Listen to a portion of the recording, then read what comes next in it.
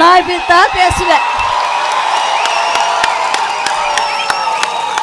ஒருத்தர் சொன்னாரு, ஒடியாந்தாரு பூத்துக்குள்ள, ஐயா என் பொண்டாட்டி பேர் அமராவதி, ஓட்டு போட்டுச்ச பாரு, இப்பதான் போட்டு போச்சு. ஐயோ அப்படின்ச்சு. என்னன்னு கேட்டா 4 வருஷம் ஆச்சு அது செத்து. ஆனா எலெக்ஷன் அப்ப கரெக்டா ஓட்டு போட்டு என்ன பார்க்காம கூட போதியா அப்படின்னு சொல்லி அழுகுறான். இதை எங்க போய் சொல்றது?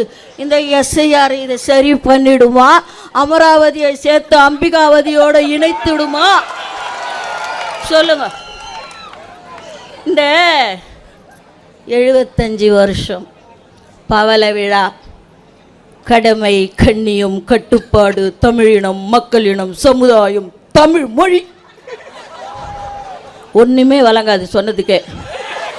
எத்தனை டாபிக் சொன்னாங்களோ அது அவங்களுக்கே வழங்காது. எல்லாம் சொல்லின்னு வருவாங்க. சொல்லிட்டு உடன்பிறப்பே எழுந்து வா, எழுந்து உடன்பிறப்பு வருவான், உழைப்பான், ஓட்டு போடுவான், எல்லா தில்லாலங்கடி வேலையும் செய்வான். ஆனால் பொழிக்கிறது கோபாலபுர குடும்பம். அந்த உடன்பிறப்பை அதை புரிஞ்சுக்கணும்ல. ஏன் புரிஞ்சுக்க மாட்டுது? அதுதான் எனக்கு வேதனையாக இருக்குது. நான் இந்த அப்பா இருக்கிறாரு, அப்பா சொன்ன கூட தப்புன்னு சொல்லுவாரோ? அப்பா ஒன்றும் தப்பான வார்த்தை இல்லையே. இல்லை அப்பா, அப்பா எங்கள் அண்ணன் சொல்கிறத கொஞ்சம் கேளுங்கப்பா.